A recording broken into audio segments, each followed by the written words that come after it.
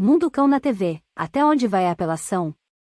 Essa manchete estampou a edição da Veja de 18 de setembro de 1996 que tecia duras críticas à irracional batalha pela audiência que tornava-se cada vez mais presente nos programas de televisão daquela época.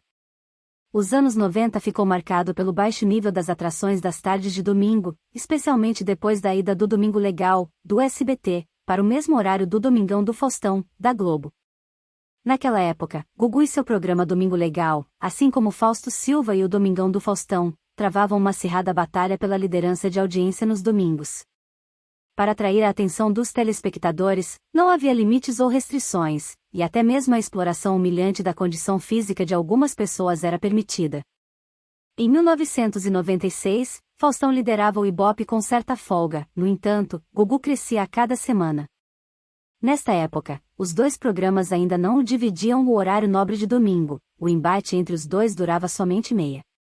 No dia 25 de agosto daquele ano, Gugu recebeu no palco rapazes mexicanos com uma doença chamada hipertricose, que origina o crescimento excessivo de pelos no corpo das pessoas que sofrem com esse distúrbio.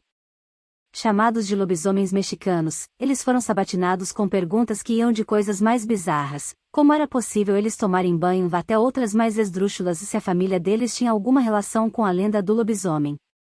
O show apelativo rendeu 16 pontos de audiência para Gugu, o que representou um crescimento de 25% do público. Para combater Domingo Lega do SBT, Faustão recebeu no dia 8 de setembro o jovem Rafael Pereira dos Santos, de apenas 15 anos. Portador da síndrome de Sequel, um distúrbio genético que causa microcefalia, nanismo, deformações faciais e até mesmo quadro de deficiência intelectual, o jovem apareceu em rede nacional vestido como cantor latino, naquele que se tornou um dos momentos mais constrangedores da história da televisão brasileira. Apelidado de Latininho, o jovem dançava no palco junto com o próprio Latino, sem, obviamente, entender toda a humilhação a qual estava sendo exposto. Cada tentativa de fala do rapaz, que tinha 87 centímetros de altura, servia de piada para o grupo de humor Café com Bobagem. A humilhação de Rafael em rede nacional rendeu ao programa a impressionante marca de 30 pontos de audiência. É um latino desse tamanho aí, rapaz, não tá nem latino, está ameaçando latino, uma salva de palmas pro menor latino do mundo, é isso aí. Mas não foi ele não, ele só fez pequenos crimes até hoje, barbaridade. Vendo esse grande homem, porque menor que você é só o salário mínimo, companheiros. Muito bem. Daqui a pouquinho, ele na banheira do Gugu, não na banheira não, na bacia do Gugu, daqui a pouquinho. Vamos fazer ele e o Caçulinha no bidê. Caçulinha, vem aqui, por favor. Senta aqui na minha perna, aqui, isso. Pega ele no colo agora, pega no colo. Nesse momento, vamos apresentar o show dos ventrílocos. Se o Caçulinha tá com medo, o moleque tem 15 anos, não vai fazer xixi, não, meu. Não, O Caçulinha tá segurando o cara meio fora, assim. Ele tem 15 anos, porra. Você não faz na hora, você só faz na hora que quer, não é isso? Não, então faz. tá molhada a minha calça aqui. Alô, Faustão. Alô, Faustão.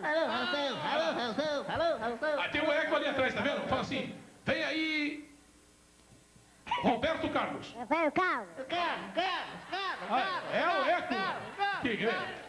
No entanto, nos dias posteriores, Faustão e a produção do programa foram justamente atacados pela quebra do padrão Globo de qualidade. No dia 11 de setembro, o apresentador tentou se retratar em entrevista à Folha de S. Paulo dizendo que a concorrência o pressionava e que isso o levava a cair no popularesco. Faustão também disse que, em determinado momento, pensou em não exibir a atração, mas após um acordo com Carlos Manga, diretor do programa na época, Rafael foi levado ao palco. Segundo o Global, ele imaginou que a aparição do jovem na TV o ajudaria de alguma forma. Ainda assim, as críticas não cessaram. No dia 18 de setembro, a revista Veja estampou em sua capa a manchete Até onde vai a apelação na TV, em referência aos programas dominicais. A repercussão negativa na imprensa só contribuiu para intensificar a indignação do público. A emissora foi acusada de exploração e humilhação e, posteriormente, condenada a pagar uma indenização de R$ 1 milhão à família de Rafael.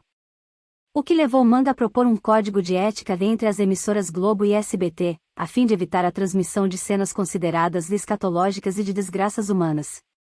No entanto, o vice-presidente do SBT na época, Guilherme Sotoliar, se opôs ao acordo, argumentando que a emissora já possuía seu próprio código de ética e que não acataria uma imposição da concorrente. Ele ainda fez uma referência à sua experiência de censura durante o regime militar e ironizou que agora ele estaria sendo censurado pela Globo. Em 2021, no programa Noite é Nossa da Rede Record, Hora Latino comentou sobre esse triste episódio no programa de Fausto Silva. Latino falou sobre o assunto pela primeira vez e revelou que não havia sido informado sobre a presença do rapaz no palco, uma ideia da produção do Faustão. Sobre esse assunto também. Cara, eu nunca tive acesso a pautas de programa, né, cara? Então... Você não sabia que ia rolar aquilo? Eu não sabia, eu tava ali Domingão do Faustão. vendido, né? Vendido completamente. Não tem acesso a pautas, não tem acesso ao que o apresentador vai falar, né? Porque cada um tem livre-arbítrio para falar o que quer, você sabe disso.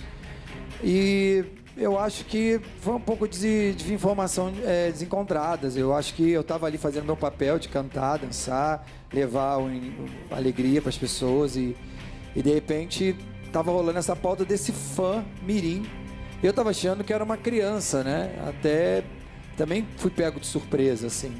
E aí, de repente, quando eu fui ver, eu estava na capa da Veja, junto com o Fausto, envolvido numa polêmica que eu, de fato, não tinha nada a ver com isso, né? Então, tu imagina... Você, se soubesse daquela situação, teria participado do programa ou teria pedido para não participar naquela condição? Eu achei, como eu te disse, eu achei que, não, tem um latininho. Quando a pessoa fala para você, ó, vai ter um latininho, o que tu imagina? Vai, se você fosse o latino... É uma criança pequena que imita, que dança igual o latino. Então, é o Marquinhos. Fui vendido. Então, a produção do Fausto, infelizmente, não teve esse cuidado, né? Uma produção lá da época, antiga, talvez. Hoje eu acredito que ele tome mais cuidado em relação a isso. Mas eu acho que faz parte, né, cara? Ninguém acerta sempre. E eu também estava vendido, assim. O mais importante é que as pessoas saibam que eu estava ali achando que apareceu um garotinho pequeno que dança igual latino. Não sabia que se tratava de um menino. Bem, tá respondido.